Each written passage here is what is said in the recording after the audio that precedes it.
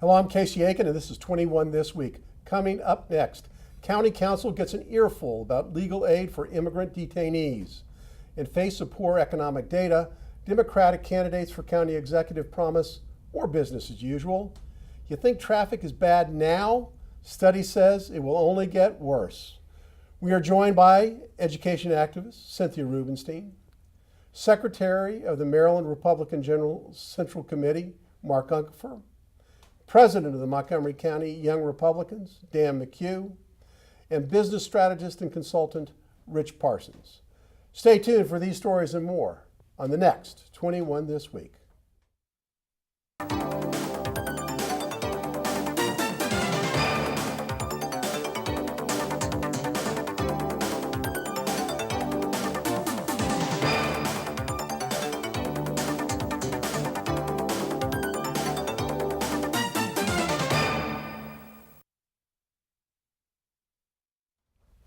Should Montgomery County spend taxpayer dollars to provide lawyers for illegal immigrants facing deportation? This has been the question on everybody's mind for the past 3 weeks. And this Tuesday, the County Council heard long and loud from proponents and opponents of the plan to allocate $374,000 to the project. Proponents argued that detainees were a part of Montgomery County in a fundamental way, and that to provide legal aid was the moral, just, and fiscally responsible thing to do. While opponents felt that once again, the value of citizenship was being demeaned and that county government should not be fostering this role. Mark, the Supreme Court has long held a sliding scale of constitutional protections that are available to illegal immigrants. If those rights are being continually expanded to the undocumented, then at what point does citizenship become irrelevant? And is that the course we're on now? I don't think so, because there's a rather isolated incident in Montgomery County. But I think one of the things that this proposal does, is it really minimizes the effort that many people who become citizens, who are immigrants, who pay a lot of money and go through a lot of processes, who have gone through this process of getting a citizenship.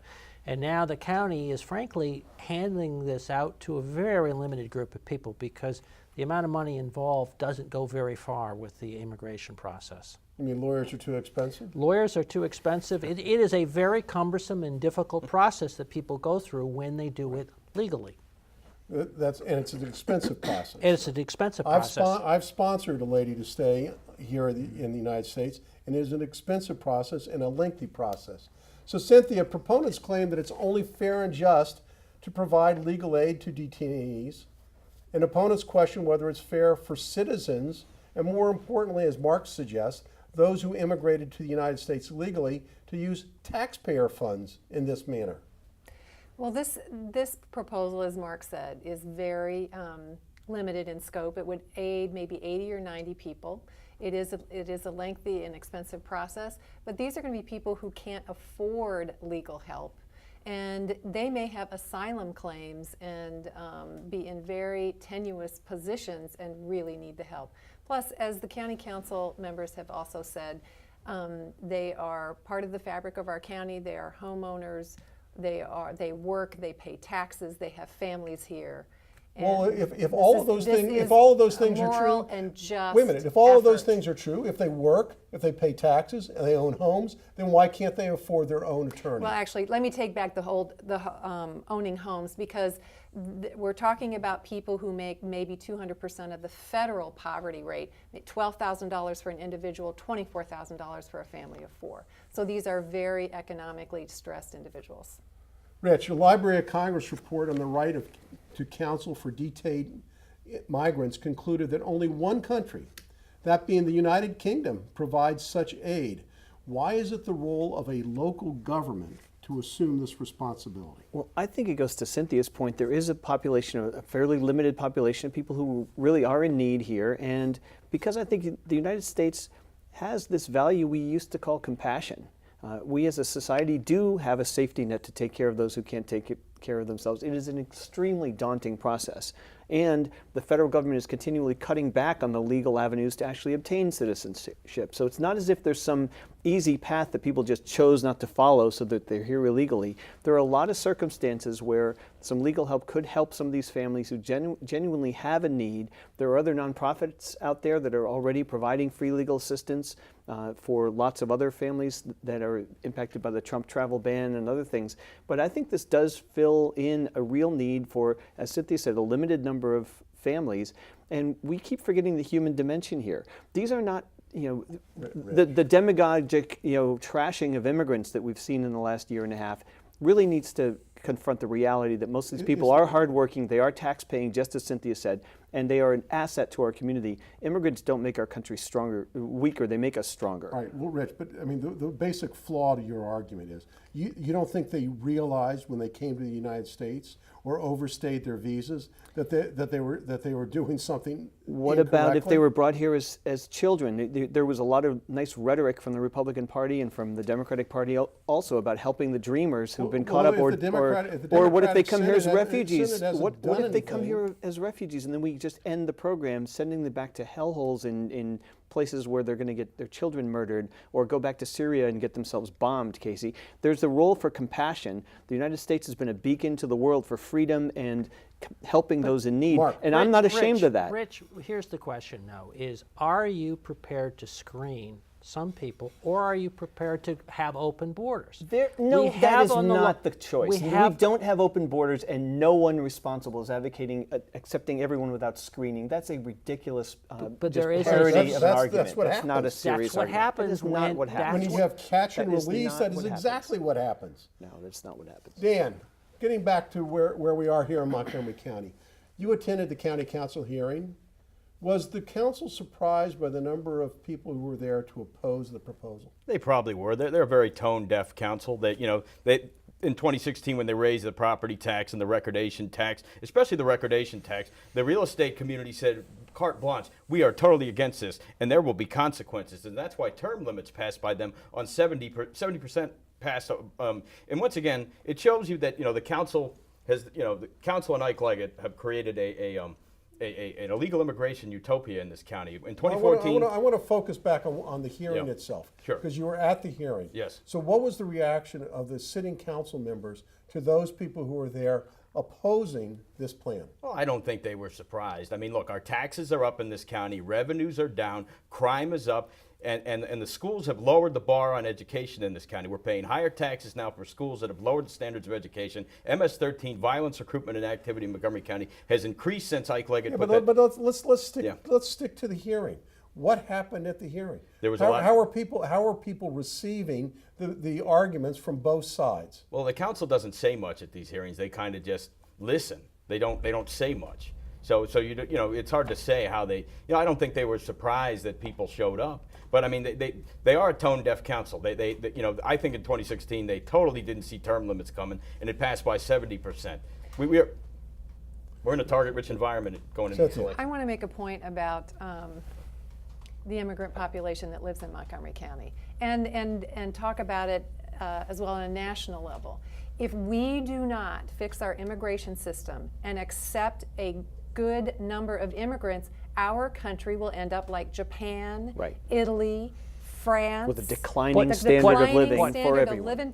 Because we will not have the people coming up behind the baby boomers to maintain a tax pay wages base into the system and protect exactly. Social Security, for example. And one of the issues, though, is, and I agree with you on the need for comprehensive immigration reform, but the quid pro quo has to be accepting real enforcement and real screening of people who we don't want here. And the quid pro quo for that means there have to be legal channels that are not just symbolic, that actually have the numbers of people that can actually meet the demand of our labor force. And we don't have that. We are 6 years into when the DREAM Act was passed in Maryland in 2012. And back then, liberals in Montgomery County said we would just get some respectable kids going to Montgomery College. They said it wouldn't affect taxes. Wrong. Said it wouldn't affect public safety. Wrong. Said it wouldn't affect our schools in Montgomery County. Wrong. All of those things have gotten worse. Public safety is worse in Montgomery County. Our taxes are up, and the schools got rid of final exams in high school, and they implemented a new grading system in 2016. You can't lay all that at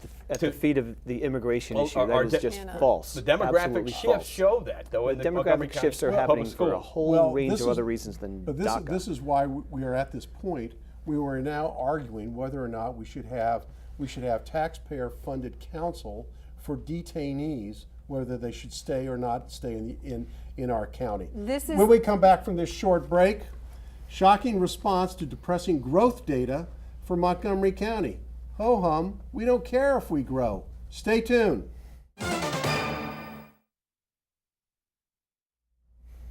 And welcome back. Candidate forums are sometimes derided as cattle calls, but there was something different about the Empower Montgomery Candidate Forum, which was held last Friday on April 27th. It opened with a presentation by Anirban Basu of the SAGE Policy Group, presenting a study which foreshadows a coming economic storm facing Montgomery County. Rich, the report found that county leaders haven't been doing enough to prime the economic engine, and they pointed to high taxes, bad traffic, perceived hostility to business interests, a bulky government bureaucracy, and the shrinkage of the federal government is going to put Montgomery County's economy in jeopardy in the future. But the response from the media and the politicians seems to be, move along now, move along, nothing to see here. Why is there such apathy to this alarming study?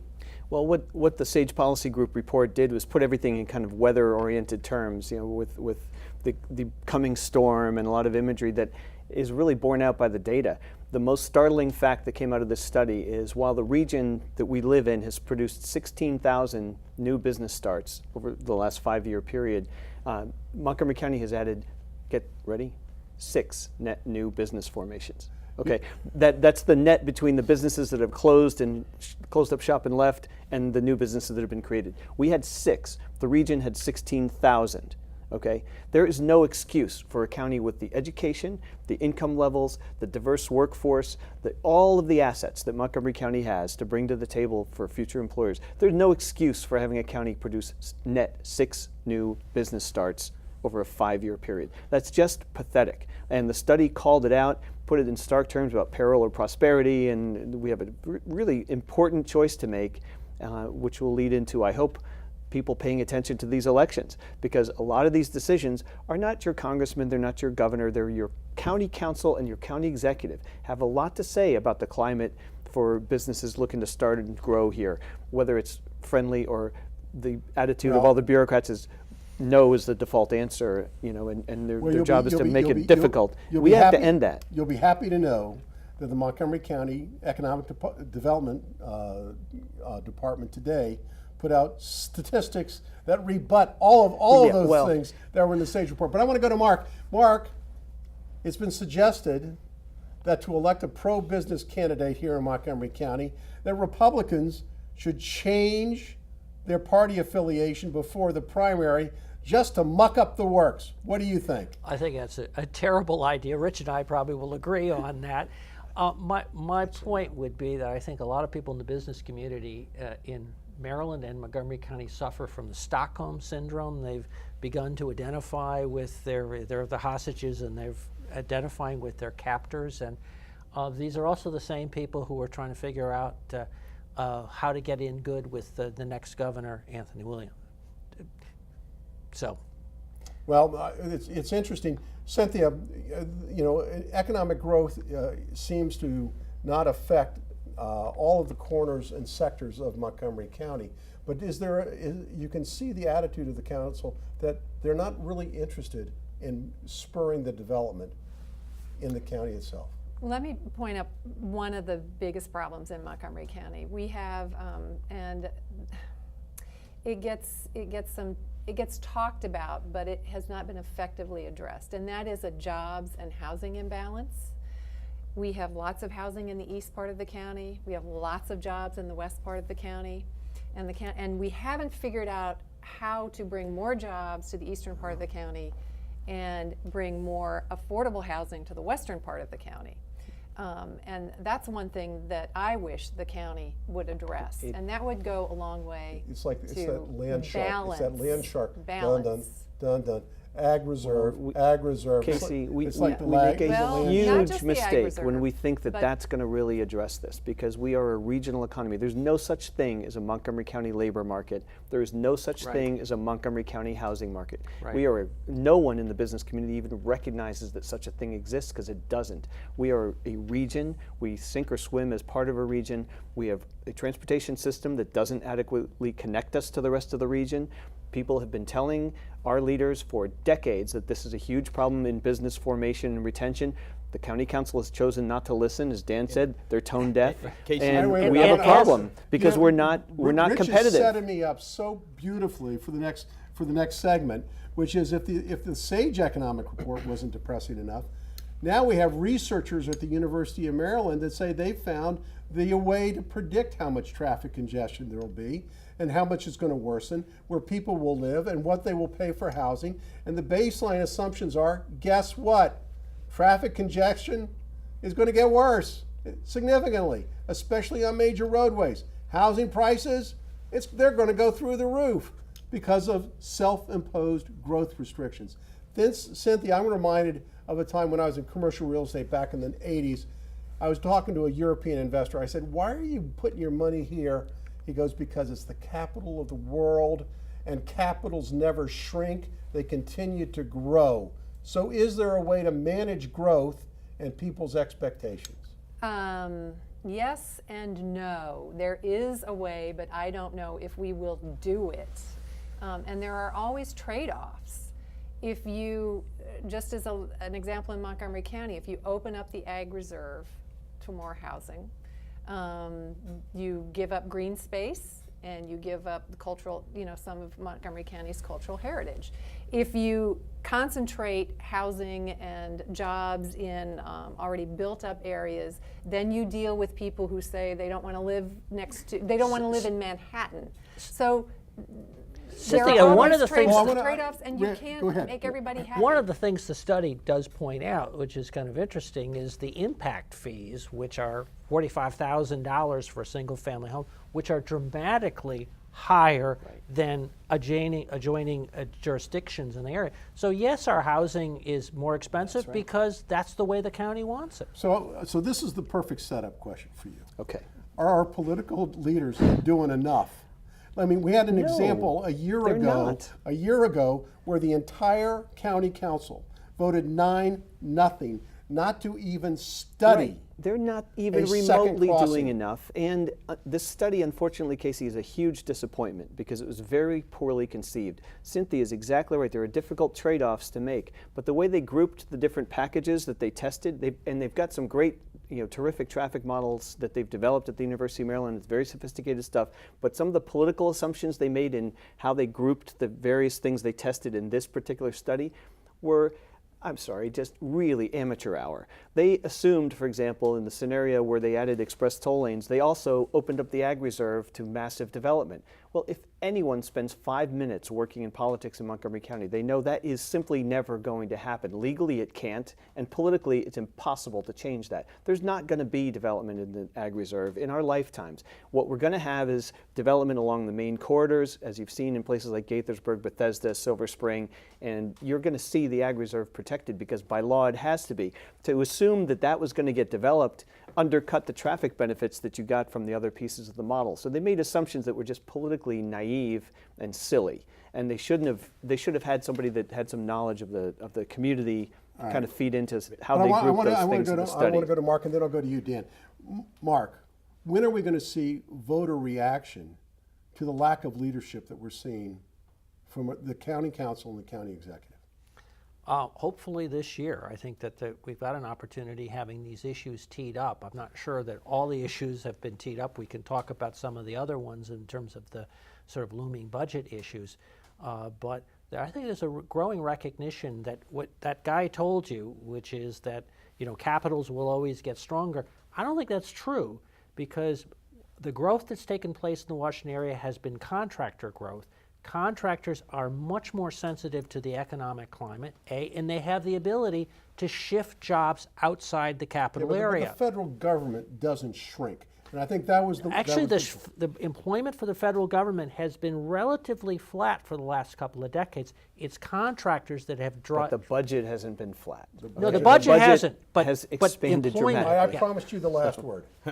Oh, on this issue with traffic and congestion, I'm really concerned about the North Bethesda, Rockville area. I mean, a Wegmans is coming in, and if Amazon goes there, we're going to get a lot of traffic down in that area. And I'm sorry, I just don't believe that making public transportation is going to reduce traffic. People still drive. that want to. I want to ask the panel as we go to break. Is there anyone on this panel who thinks Amazon is coming to Montgomery County? Yes. Yes, I think we have a very We good have a shot. great chance. No. Wow, We I'm have a blown very away. good shot. Mark, I certainly hope so, although I think Virginia probably has a I hope so stronger- too. Stay tuned for parting shots.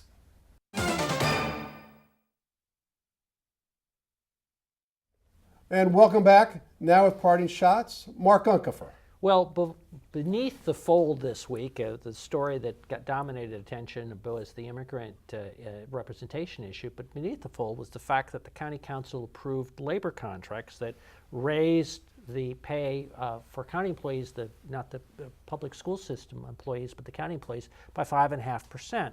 This is as revenues are growing at 2.5%. Revenues have been lower than was expected.